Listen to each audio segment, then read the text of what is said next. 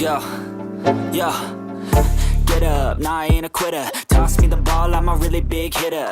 Big picture, I'm a straight killer. Rising the song to the highest bidder. Got juice, got gas, I'ma move fast. New shoes, new tracks, like who's that? I'm new, come back, better than last. Yeah, it's a new me, never gonna look back. Never gonna look back. Cause damn, I was built to last. You move slow and I move fast. And that's facts.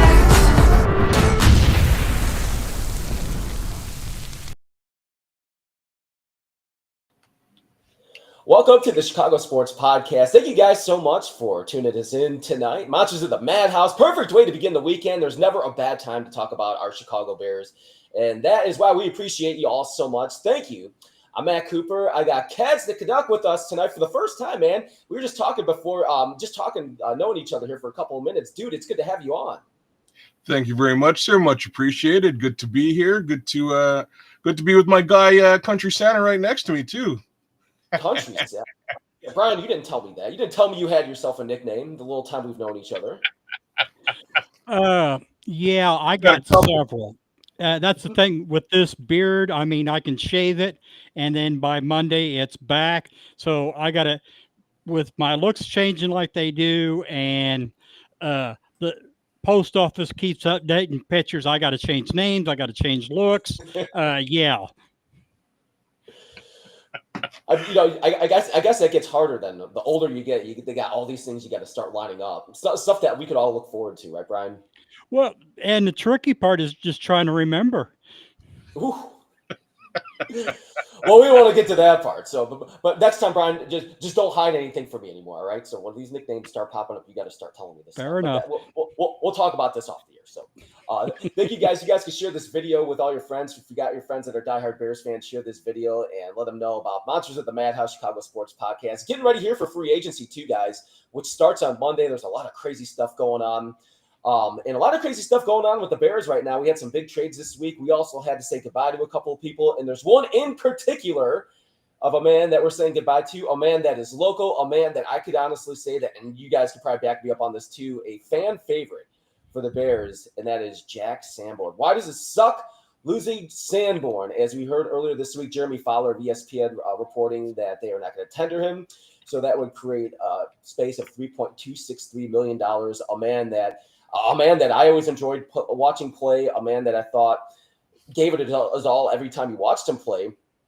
And you know what's interesting about this? And Brian, we were kind of talking about this because he was very impressive his first couple of seasons with the Bears. He had little over 60 tackles his rookie season. He started all 17 games, 2023, and that's when Edmonds and Edwards, that's when their rebuild was really starting to go on, and they started bringing in some of the linebackers. But what was interesting to me is the 3 starts last year. So he went from starting 17 games into starting 3 games last year, but he also played a lot of snaps. To your credit, Brian, saying that he played a lot of snaps. So when you start thinking of Jack Sanborn and his career with the Bears, Brian, I'll start with you. And we talk about his snaps and the way he played last year. What stands out to you? Somebody that's not the most gifted, but he has heart and he plays cerebral, meaning that he's almost got a sixth sense. Even though he may be limited physically, he almost can sniff out a play before it happens, and that's what puts him kind of the head of the game. And having guys that have all the ability in the world is wonderful, but having that person that has to fight for their playing time each snap, that has that dog in them, I'll take that every time. To me, you need that at every position. And it's just, like I said, him being a local boy, didn't get drafted, and being a hard-nosed player, it's just an easy person to root for. Kids? Yeah, so that's what happens when me and Brian get on a show together. Brian eats all the meat off the bone, and then I got a stick handle. So take a look at him. He looks like he could afford to miss a meal or two. You're darn straight I could, but here we go. So if we're talking about Sanborn, look, Sangod is one of my favorite players on the team. Unfortunately, I kind of saw this coming. We're really stout at linebacker, to be frank with you guys, and that's kind of where we are. They can't pay for everybody to hang out. Sanborn would have received would have expected a decent bump in salary at this point in his career. I think he's shown out quite well. You're bang on, Coop. He's got 59 tackles in 2022 and in 2023. Pretty solid across the board. Always involved. If he's on the field, he's involved in the play, and that's what you got. Like, that's what I love about the guy. Fact is, we've got TJ Edwards, and like TJ's not a Sam. Like this we're talking about a Sam. TJ is just as impactful, if not a heck of a lot more. And then you lean towards towards Edmonds as well. Although my beef is Edmonds is nowhere near as impactful as those other two guys I just mentioned. Sorry, sorry, but it's just the facts of the matter.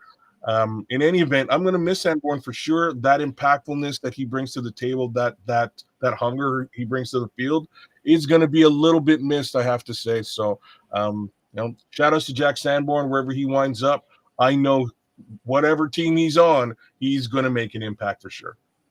It's funny you bring up the linebackers, the other linebackers, Edwards. I feel not Edwards, but Edmonds.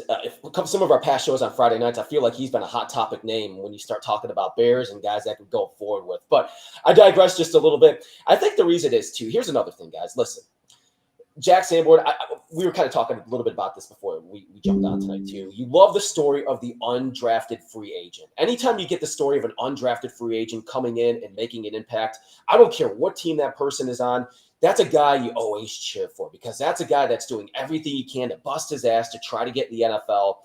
And that story alone is something you cheer for. But at the same time, he's from Chicago, the area. He grew up in Deer Park, went to Lake Zurich High School. And not only that, played his college ball at Wisconsin, which is a school that a lot of players dream to play for, especially if you're a Big Ten fan. And that's one of the schools, and it's a rich football history. And you go from that to that, and then you come to your hometown of the Bears, and you can only imagine what it was like for him to play those couple of years there with the fans, the family and friends and everybody that grew up in that area and all those areas coming out for all of those games. So that's something I think at the same time, when you're undrafted and you put together that type of career, you got all that pressure on you, but that's a lot of stuff that you're going to miss. I don't care what other team you go to. You have all that stuff coming in with you. You got to go start over again, which I think would be very difficult to do, Cats. But that's something you're going to cheer for wherever he goes next. That's a fact. And wherever he's going to go, likely not going to be Illinois or Chicago. So it'll be a whole new, right? It's going to be a whole new realm of like, now I'm thinking, like, if you went to school in Wisconsin, you might wind up in green and yellow. That would not be the craziest thing in the world. I hate to put it out there, folks, but yeah, you know what I mean? But, hopefully that's not where he winds up. That being the case, again, kid's going to be impactful no matter where he goes. I really wish one thing, though. I wish the Bears would develop these guys and actually get capital when they do, right? Gain some level of capital back for a player like this. I think Jack is really solid. I think the world needs linebackers, and he's gonna do the darn thing for somebody out there. When you say capital, are you talking about compensatory picks? No, I'm talking about trade these players that you're trade capital. Yes, develop somebody, trade them, get something back for the development of these players. Right? We're too quick to just cut bait and let them see free agency without getting anything from these. Like, when was the last time Chicago actually developed somebody and trade? Okay, Roquan Smith is probably the answer to that, but that's about it. Like, you know what I mean? I'll tell you the answer to your question. How many coaches have lasted more than 4 years in the past 20 years? That is true too, because development is a major question mark right here with the Bears, right? And I have a feeling that that's about to shift, that's about to change, especially on the offensive side of the ball. And why I say that is they just got a couple of vets now, right? They got a couple of Pro Bowlers.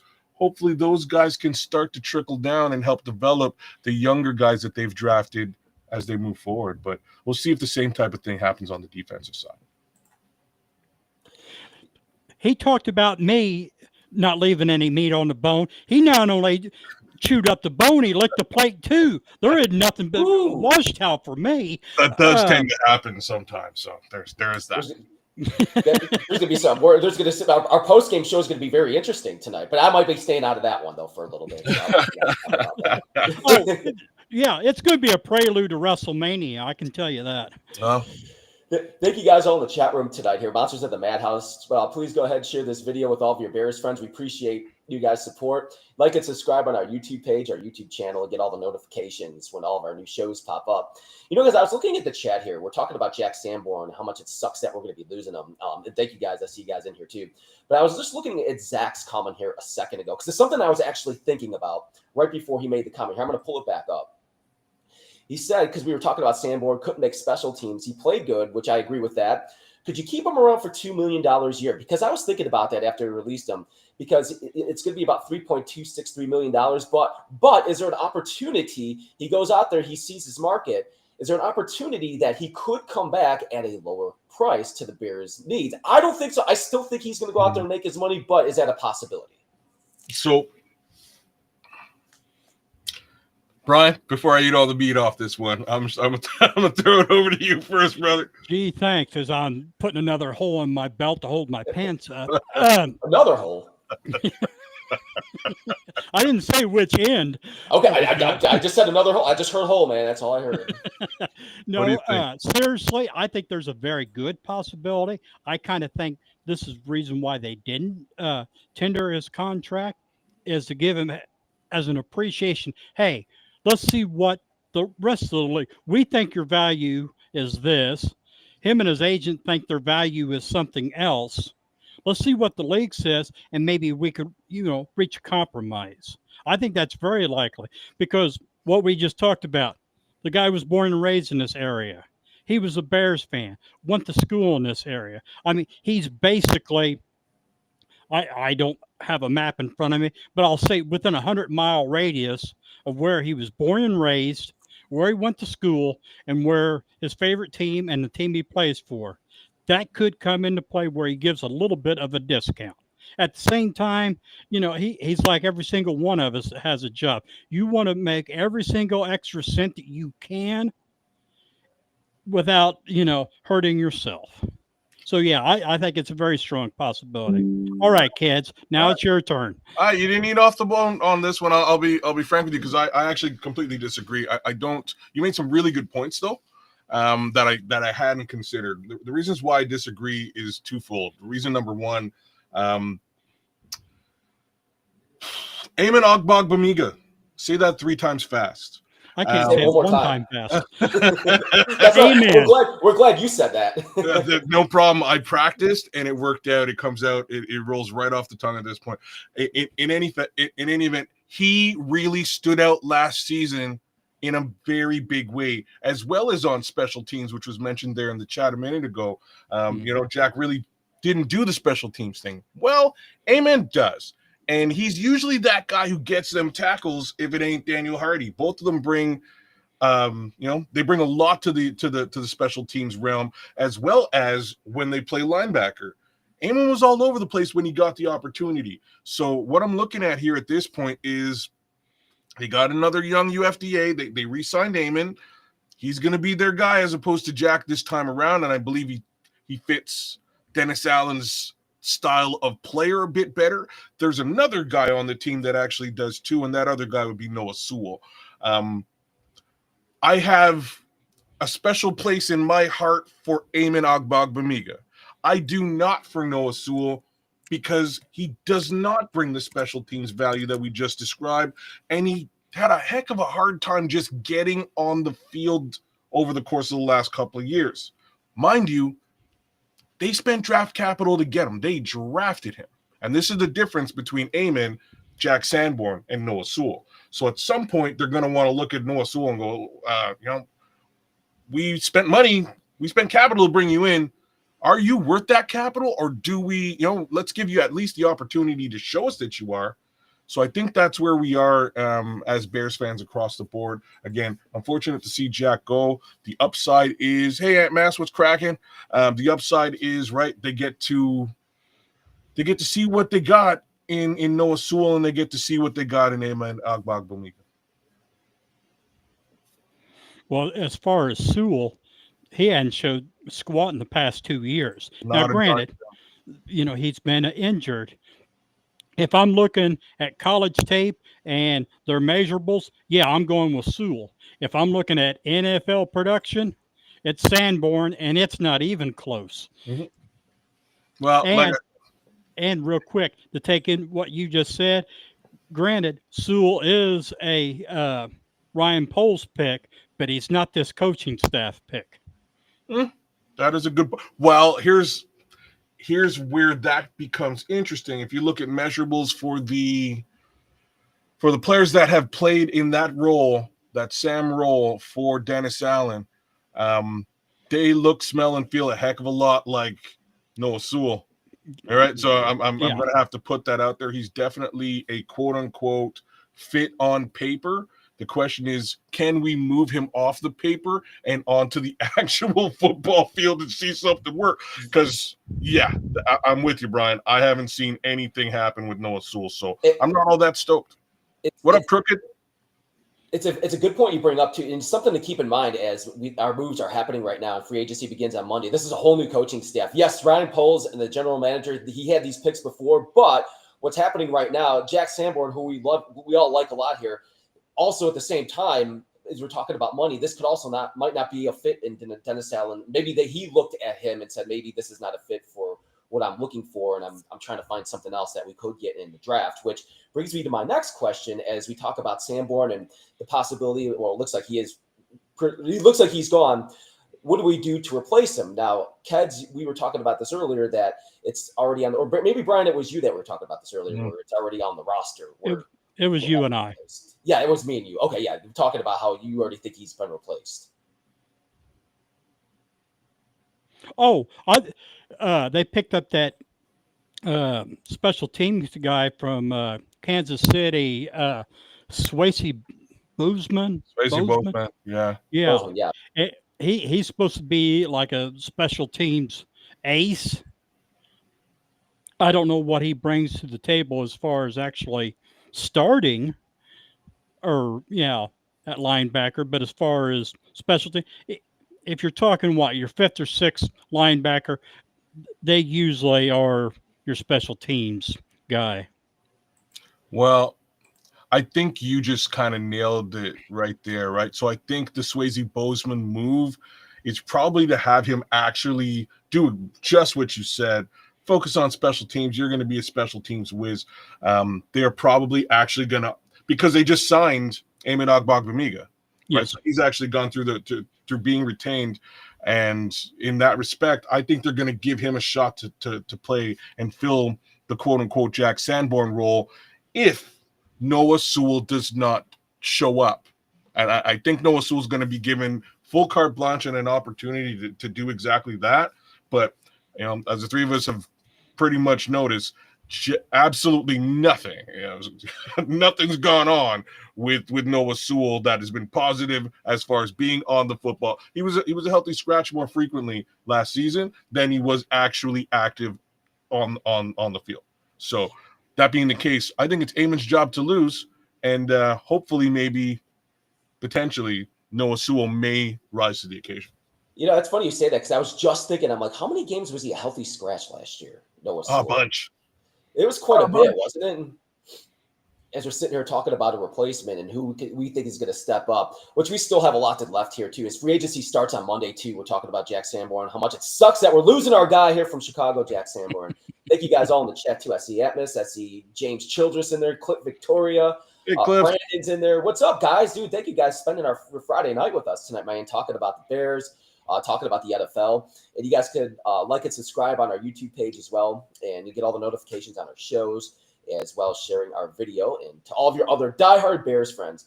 It's funny, I was thinking about this today, guys. Before I get your predictions on what you think is going to happen with Jack Sanborn, there's always a couple of players that we think about in our lifetime that, whether they're star players, whether they're just average players, or players that you grow to love, that you feel, that somebody you feel every time you watch on Sundays that you cheer for. We all have a couple of them. And like when you start thinking, when it starts coming to your mind, and you guys can comment in the chat too, who you think about some of the players that you were pissed off or that got away or that we traded away that would upset you. I would say maybe over the last 10 years. For me, the first one I think of is Roquan Smith, and I get it. I understand why they traded him. You were in that rebuild, you were losing that year. He wanted to go to a winning team. He wanted to get paid. But I'm like, I hope people don't underestimate how good this guy is and how good of a linebacker this guy is. And maybe he just needs to be in a winning environment. And we have seen that in Baltimore here the last couple of years. You hear the Ravens players talk about him. You see his production. They wouldn't be anywhere without that guy. He's been really, really good. And that's the first guy that comes to my mind. Is there anything that comes to your guys' mind, a certain player that you can think of that got away, that we traded or we didn't want to sign and went on somewhere else to perform very well? There's Okay, a list. I'm going to take. Do it. Go for it. I'm going to take the easy way. I'm going to take the easy way out. I can't think of a single player. I'm just more baffled, confused, frustrated, PO'd, whatever, that it seems like when we get a player, we can either sign or trade for a player that was, damn near ready to be fitted for the gold jacket. And when they come to Chicago, they're either injured or they suck wind, or we get a player doesn't do anything, goes to another team, and he too gets fitted for the gold jacket. Why in the hell can we either make good picks, good trades, and more important, develop players? Okay, Cats, now I can't because you hit the nail on the head, bro. Right across the board. I will actually answer the direct question though. Roquan Smith's he's a great example.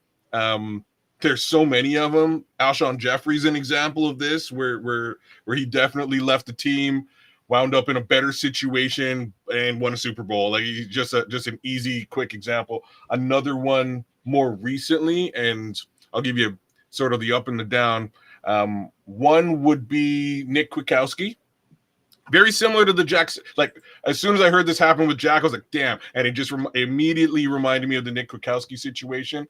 The downside is he didn't really turn out. He's like one of the few guys who didn't really like show up after going out and finding his own personal level of success. Went to the Raiders. Things didn't go great. And he's out there, I believe, in free agency at this time too. But another guy to think about would be Roy Robertson Harris. And why I bring up Roy Rob is I can actually see a potential, connection, a reunited and it feels so good situation with Roy Rob, maybe, right? Like, we definitely need some help in the trenches. I don't think he's going to command an extreme amount of money. He's played really well over the course of the last couple seasons as a rotational piece. I think Roy Rob might be a fantastic guy to bring back to Chicago. But Cooper, I know exactly how you feel. So does Brian. It happens way too frequently.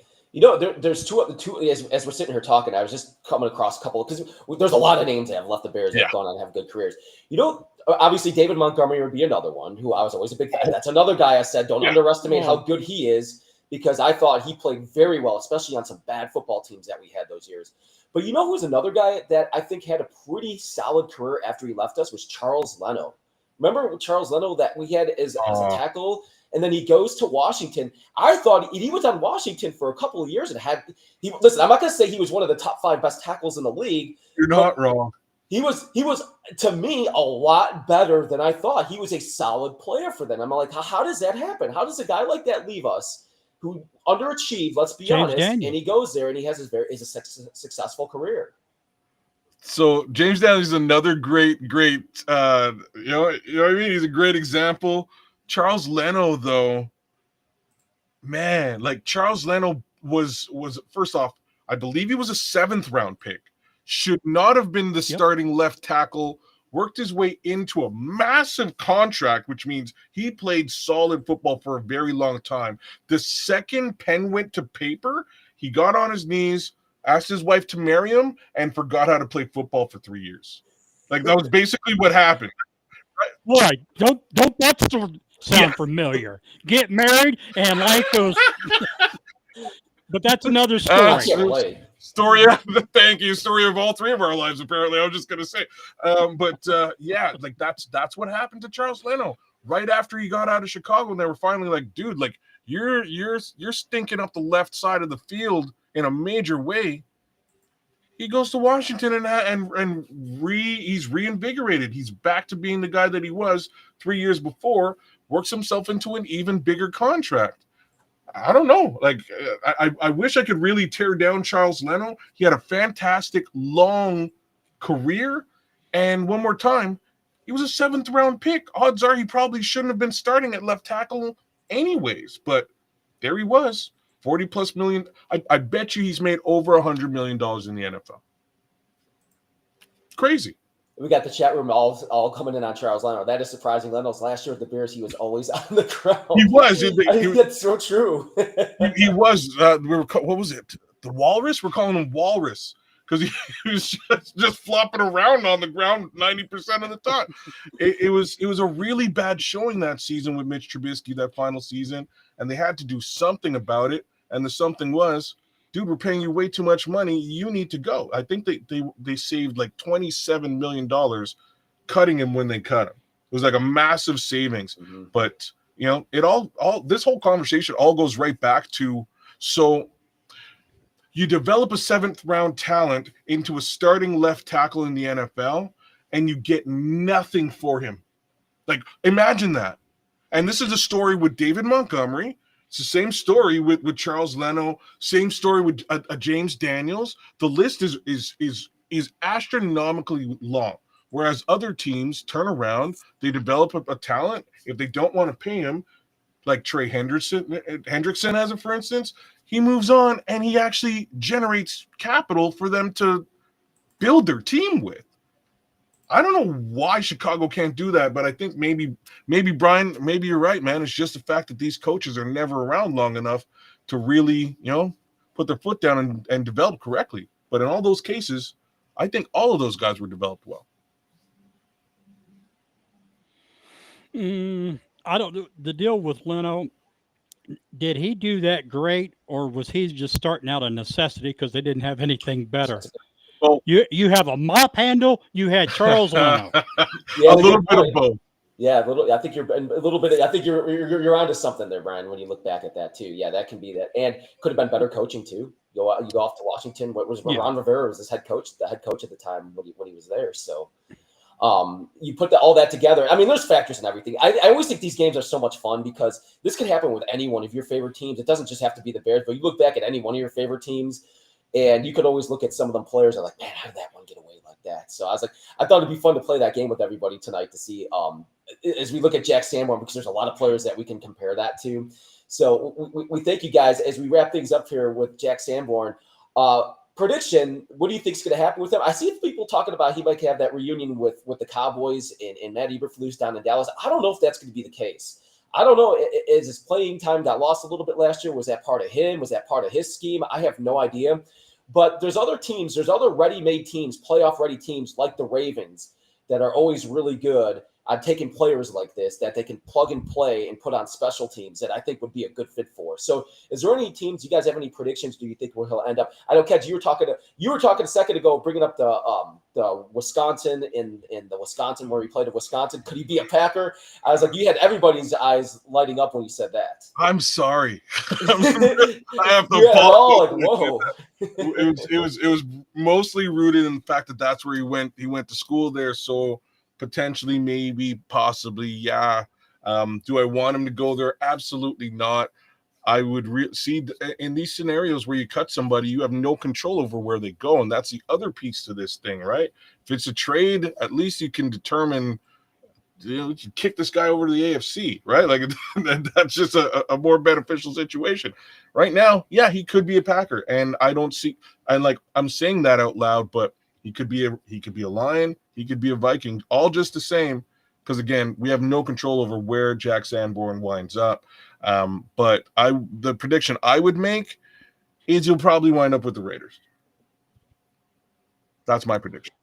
If I'm being a smart aleck, I'm saying he's going to land at Atlanta because that seems where all All right, ex-Bears go. pace. But he's not a pace guy, though, right? Is he a pace guy?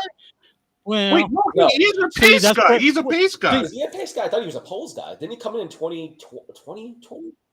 I think he is a polls guy, but see, this could be the ghost that scares Pace. And hey, I should have got this guy. I would have got him if I would have drafted him if I would have still the GM of the Bears.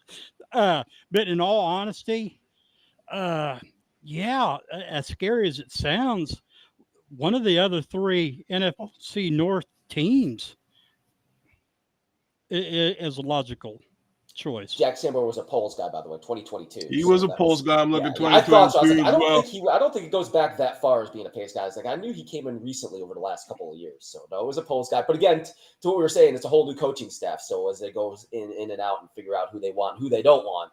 That's why it's going to be such an interesting offseason when you have a general manager that remains on the team and you got a whole new coaching staff and how everybody's going to work up together and see what they do.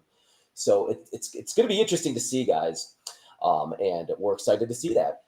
Thank you guys for watching tonight, Monsters of the Madhouse Chicago Sports Podcast. It's been so much fun with Keds, the Canuck, and very first time, man, dude, it's been so much fun hanging out with you tonight, man. Nice to meet you.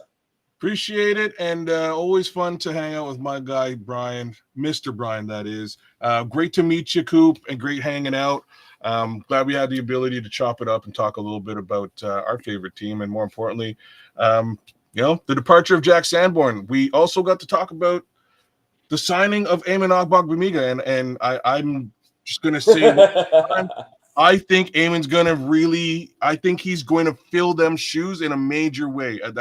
That's just me. I thought he played, especially on special teams last year. We really got to see him be impactful. I think that's going to translate into that Sam role, and we'll see what happens with Noah Sewell. That being said, shout outs to my folks out there in the chat. Mr. Shorty's out there. Big ups to you. Big ups to Cliff Victoria, Crooked Commish. Good to see all you guys out there. Bear down. Yeah, thank you guys. Brian, too, man. It's good. Always good to see you, man. I always love talking to you. Love talking Bears with you, man. I appreciate that, and ditto. All right, guys. So thank you guys for watching. You can share this video with your friends. Tell all of your Bears friends about the Chicago Sports Podcast Monsters of the Madhouse. I'm Matt Cooper, and we will talk to you guys soon. Thank you guys for watching. Hit the like button.